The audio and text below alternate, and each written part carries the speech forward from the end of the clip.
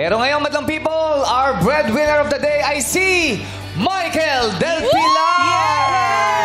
Hello, Michael! Hello po.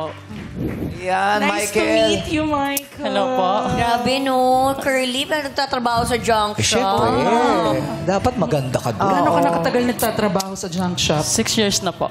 6 years. 6 years. Pero 6 years ka na nagtatrabaho sa junk shop, pero ilang taong ka ng breadwinner? Ano po, simula pa po ng bata ako, pero pinaka nag-start... Ilang taon yun? Ilang taon? Mga 17 years old po ako. Pero pinaka ano ko po is yung yung simula na namatay yung papa ko. Nung 2020 po. Yes, pandemic po. Pandemic. Pero ilan ba kayo Ilan magkakapatid? 10 po kami 10. magkakapatid. Pang ilang ka? Pangatlo po ako. Pangatlo. 10, tas ikaw ang breadwinner? So, ilan ang mga obligasyon mo ngayon, Michael? Sa ngayon po, yung mga iba kong kapatid, may mga asawa na. Pero meron po akong bunso, tsaka 2 pamangkin, tapos si mama po. Yung mga pamangkin mo ay anak ng... Kuya ko po. Kuya mo. Kuya mo, Okay. So, nasaan si kuya ngayon? Si kuya po, may asawa na rin po siya ngayon. Kasal na sila ng bagong kinakasama niya. May bago na siyang kinakasama. So, itong mga anak niya sa una, Nasa amin po. Naiwan Kasi sa inyo. simula po nung mga bata pa lang, yung mga pamangkin ko nasa amin na siya. so ikaw na ang kumbaga tumayong parang tatay nila, ganon. Parang ganun po. Oo, ikaw ang nagpapaaral sa kanila. Opo. Binubuhay mo, lahat kasama si mama mo. Hindi ba mahirap sa'yo yun? Na cargo mo yung hindi naman sa'yo? Mahirap. Kung mahirap, hindi mo ba kinakausap yung kuya mo na baka pwedeng makatulong Tulungan. ng pinansyal? Kasi, syempre, mga anak naman niya yun, di ba? Dati po kasi nun, mahirap din yung pamumuhay ni kuya. Hindi rin stable yung hanap buhay niya. Kaya kahit mahirap ginagawa ko po. Kasi ang hirap ng buhay sa probinsya namin. Si papa ko wala rin masyadong trabaho noon. Tricycle driver din siya dati. Kulorong pa yung tricycle. So, nasa probinsya pala yung pamilya mo. Tas dito, ikaw lang mag-isa, wala kang kasama? Wala po. Pero yung ate ko po nandyan po sa Mandaluyong. Diyan po siya nakapag-asawa. Tumutulong din ba si ate? Hindi po. Kasi may mga pamilya din po siya, may mga anak din. Tapos yung mga anak niya kailangan din ng parang tulong niya, ganun. Pero sa pamilya niyo, ano pa ba yung pinakamahirap na pinagdaanan mo? Yung last, yung kapatid ko, namatay siya nung May 3. Namatay siya nung May 3? Opo, pinag-aaral ko din po sana yun. Kaya lang may sakit sa colon cancer. Okay. Tapos, ang sakit kasi yung time na yun, hindi siya sa akin nagpaalam. Pero sa mga kapatid kong iba, nagpaalam siya. Kasi sabi ko, laban lang kasi kaya natin to. Kaya lang hindi. Sorry, sabi niya sa akin, sorry sa disappointment. Ang sakit po Kasi sabi ko, laban tayo. Kasi akala ko, ma'am, siya yung makakatulong sa akin para tumulong sa pamilya ko. Kasi 21 years old na siya. Tsaka pinag-aaral din niya yung sarili niya. Pero wala. Binawit na rin siya ni God. Siguro may dahilan yun. And ngayon, kasama mo siya. Guardian angel mo siya ngayon. Tsaka huwag mo sisihin yung sarili mo sa nangyari. You did your best, you did your part, di ba? Hindi po kasi, kumbaga parang, yung time kasi na nandito yun, nagpaalam pa siya sa akin na pinayagan ko siya magtrabaho. Tapos may sakit na pala siya noon. Hindi niya Ang napanggit. tinago niya sa inyo? Opo. Hindi siya nagsasabi sa Siguro parang tinago niya yun para hindi na maging pabigat sa inyo. Tsaka para hindi na maging alalahanin para Oo. kay Michael. Pero di mo kasalanan yun. Oo, hindi mo Sino yung kasalanan. sarili mo? Ginagawa mo naman ang lahat Oo. para sa pamilya mo. Tsaka tinulungan mo rin naman siya. Yes po. Tsaka bakit sa dami ng trabaho na pwede mong pasukan, dito talaga sa junk shop ang gusto mo magtrabaho? Kasi, mabait po yung mga amo ko. Sa katunayan po kasi, may mga utang po ako sa amo ko. May naging utang ka. Magkano? Bakit ka nagkautang sa amo mo? Sa kadahilanan na? Yung namatay na rin po yung kapatid ko, tapos nung na-hospital pa siya. Kailangan ko magpadala ng pera para dun sa mga kapatid ko na nagbabantay siya kay mama, nagbabantay dun sa kapatid kong na-hospital. Kasi mahigit 1 buwan po yun na-hospital. Pabalik-balik po kami sa Naga, sa Daet, sa lugar namin. Yung amo mo parang pina-advance ka. Tumulong siya para... Pinagbigay ng tulong Oo. para napakabait. Correct. Tinulungan si Michael dun sa time na kailangan niya ng suporta at saka tulong. Pero nandito yung kapatid mo kasama natin ngayon. At ang boss. Si Mary Joy Del Pilar at si Noric Emperio. Ayan. Ito si Sir Noric. Si Sir. Ayun, yung Sir, boss mo, salamat, Sir Noric, oo. Salamat po sa tulong Good afternoon. na binigay po ninyo kay Michael. Yes po. Sir Noric, kamusta po ba bilang empleyado si Michael? Si Michael po, sobrang... Sa trabaho, wala po akong masabi. Tsaka... Dati ko naman ang alam talaga na lahat kaya mong gawin sa pamilya mo. Sorry. Pero sa part na to, mas lalo kong napatunayan na talagang lahat kaya mong gawin. Kasi nung una talaga hindi po ako naniniwala na pag dito siya. So sabi ko, sige, go lang. Tapos kagabi, nag-chat siya. Kuya, 8 a.m. Go ako. Oh. Grabe ka. Grabe At grabe idol din. mo, ha? At grabe Idol ka kita. din, Sir Noric. Alam mo yung yung Naiyak din pagsalita siya, eh. niya. Oh, tsaka grabe din si Sir Noric kasi nung sinabing 8 o'clock, nandito rin talaga siya at sinuportahan niya si Michael. Salamat po. Yes po. Kasi minsan pagka ganyan yung mabigat ang buhay, ang dami mong pinagdadaan. Minsan pinagdarasal mo nang na, Lord, sana magpadala ka kahit isang tao lang. 'Di ba? Kahit hindi ko man siya kapamilya, hindi ko man siya kakamag-anak, natutulong, 'di ba? Na parang si Sir Noric 'yon, yung pinadala na 'yon. Michael, anong gusto mong sabihin sa boss mo? Kuya, thank you. Alam mo naman, lagi ako nagpapasalamat sa'yo, di ba? Oo Sa naman. inyong mag-asawa. Kasi, hindi mo ako binibitawan. Thank you. Alam mo naman yan, Gail, di ba? Kahit noon pa. Hindi tauhan yung tingin ko sa'yo. Lahat kami, alam mo yan, pamilya tayo. Oo. Kapamilya ka namin. Mula sa simula. Proud na proud siya kay Michael. Nakakatuwa. Oo, nakakatuwa yung ganyang boss, yung susuportahan ka at ituturing ka parang pamilya. Pamilya talaga. Kasi kayo din magtutulungan doon sa negosyo. Correct. Iba talaga si Boss Toyo. Hindi siya yan! Si Noric yan! Si Noric! Boss Noric. Pinapatawa ko lang kasi si Michael kasi kanina pa iyak nang iyak. Nandito rin yung kapatid eh. Sabi natin yung kapatid niya. Si Mary Joy. Fairness, pretty Oh, ang ganda ni Mary Joy. Hello po. Mary Joy, paano ka ba nakakatulong sa kapatid mong si Michael? Ayun po.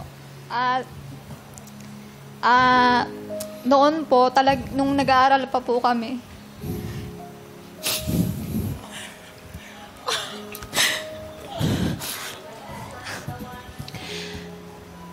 Mary Joy, meron ka bang gustong sabihin kay Michael? Bilang siya talaga ang tumayong breadwinner para sa pamilya niyo. Narinig mo nga yung kwento niya na talagang binigay niya ang lahat para sa inyo. Meron ka bang gustong sabihin sa Opo. kanya ngayon? Ayun, umihingi po ako ng pasensya din. Minsan kasi po, sasamaan kami ng loob. Hindi po namin siya naiintindihan. Yung pala nahihirapan din siya. Sarili lang po namin yung iniintindi namin. Na yung gusto namin, nakukuha namin. Pero hindi namin nabibigay hindi namin nabibigay sa kanya yung parang maibalik ba? Suporta. Yung support ko na nakikita namin nung time po na eto na, medyo malaki-laki na kami, medyo may matured na ho kami. Doon na po namin siya nakita. Ganito pala ginagawa niya. Naiiyak po kami. Lalo na po yung kapatid ko po na namatay. Sobrang proud na proud po siya sa kuya ko. Ano din po siya, trans din po siya. Gustong-gusto niya makita si Meme Vice. lalo na po si Kuya, kaso wala po si Vice. De, bibigay ko Naku, yung pinaalala. address i-Vice. Para alala na po. Personal, oo. Personal talaga, Maki. Ayun po. Thank you, Kuya. Mahal na mahal kita kahit na minsan hindi tayo nagkakaunawan, magkakapatid. Ayun lang po. Na-appreciate namin yung mga ginagawa mo. Siguro, Joy, So- siguro pag ganyan, kinakamusta nyo siya. Yes. Kamusta yung pakiramdam Di, niya. mahalagang ganyan. bagay yung sinabi na yun malaking ni Joy. tulong yun para kay Michael. Oo. And it's never too late. Yeah, Diba? totoo. To make up for the time na hindi kayo nagkasundo, para tumulong din, it's never too late. Diba? Kasi your family is your forever. Oo. Totoo yan. At I'm sure marami ang nakarealize nung sinabi ni Joy yon. Kasi minsan, di ba, sa sobrang kabisihan natin, sa sobrang iniintindi natin ang mga problema natin, hindi natin na-appreciate yung tao na kagaya ni Michael na nagpapakahirap, nagsasakripisyo, na minsan ang hinahanap lang naman ay isang kamusta o isang thank you or Paano talagang ako makakatulong? Oo, or yung masasabi mo lang na, Kuya, salamat sa pinadala mo, pero paano ba ako makakatulong sa iyo pa? Yes. Correct. Happy ka ba ngayong araw na to? May pinagdaraanan ka ba? Iyan yung pag-uwi, galing trabaho, bigyan mo lang ng basong, ano yan? Ay, isang basong tubig. Oo, Oo. painom. Ay, okay na okay. Pero nung nararamdaman ko siya, yung sinabi niya, yung kapatid niya, ito yung makiging katuwang ko sa pagiging breadwinner. 'Di ba? Parang after nitong makagraduate or meron ng trabaho, tapos biglang Mababawasan yung biglang bigat. kinuha na siya. 'Di ba? Parang paano uli? So paano uli ako? Sisimula uli ako. Parang ganun. Siya uli. Oo. Ganun po. Kasi yung kapatid ko ni mahal na mahal ko yun. Tapos, marami kami pangarap sa isa't isa. Gusto namin matupad sana yun eh. Kasi kami yung dalawa tutulong sa mama namin. Pero wala. Iniwan din niya talaga ako. Tapos nakakasama pa ng loob yung hindi siya sa akin nagpaalam. Pero sa mga kapatid ko nagpaalam siya na mawawala na siya na hindi na niya kaya. Kasi sabi ko, laban lang tayo. Kasi kaya natin yan. Gumawa ako ng mga paraan noon para lang hindi sila makalabas sa hospital kasi gusto ko gumaling pa siya. Kaya lang wala. Tulad ng sinabi mo, Michael, lalaban kayo at patuloy ka naman na lumalaban ngayon. Pero ikaw, Michael, para sa sarili mo, ano man yung gusto mo? Yun. Yung magpapaligaya sa'yo, magpapagaan ng buhay mo kahit papano. Ano yung mga hiling mo? Self-love naman tayo. Yes, exactly. Gusto ko lang, magkaroon ako ng cellphone. Cellphone. Oo. Uy, Hindi, may kwento yan. eh. Kasi nabalitaan ko yan. Ano ba yun? Nabalitaan Anong natin kwento yan, dyan? di ba? Na yung cellphone mo, ang tagal-tagal na Yes, sira, laging may problema. Hindi, tsaka ang Pangarap cellphone, mo talaga yan. Importante yan, cellphone. Mm-mm. ang cellphone po kasi parang kadugtong ng buhay natin yan eh. Yes. Maraming nagagawa ang cellphone. Diyan mo kinakamusta ang pamilya mo. Hindi lang po doon. Pwede tayong kumita sa cellphone. Mag-business tayo, mag-online selling tayo. Totoo yan. Ganun po. Matagal nang sinakripisyo ni Michael yon na hindi bumili ng bagong cellphone kasi nga mas inuuna niya yung kanyang pamilya pamilya, niya. yung mga kapatid niya nung na-ospital. Kaya para ngayong araw na to, para lumigaya ka at magkaroon ng ngiti, Yes, meron kaming pamaskong handog sa'yo na cellphone! May bago ka ng cellphone! Ayan na ang bagong cellphone para sa'yo. Bukod doon, anak, ano pang regalo natin sa kanya? Eto pa, because you deserve to be spoiled. Meron kang damit at pantalon pa! Hiling din niya yan. OTD. Siyempre, hindi lang pantalon at damit dahil meron ka pang 10,000 pesos! Yes, at ito pa para sa iyong pamilya, Sari-Sari Store Package! Pang-extra income yan sa probinsya. Michael, pwede yan. Pwedeng pang negosyo kasi talaga Yes. nabalitaan din namin na si Michael talaga maabilidad. Oo. Gusto niya talaga yung may negosyo, yung may ginagawa. Kaya para sa iyo yan at sa pamilya mo. Pwede mo yan padala sa probinsya kasi dito nagtatrabaho siya. eh. Oo, simulang pwede- sari-sari Oo. store sa probinsya. Bukod doon, meron pa ba, Kimi? Yes, meron pa. Meron din siyang gift packs from Julie's Bake Shop. Everyday fresh, everyday sulit. At gusto nga namin ikaw ang pinakamasaya, Michael, at ang pamilya mo. Meron kaming Noche Buena and Media Noche Package. Handog sa atin ng Regent, ang laging kasama sa pagdiriwang ng Pasko at Bagong Taon. Happy Holidays from Regent!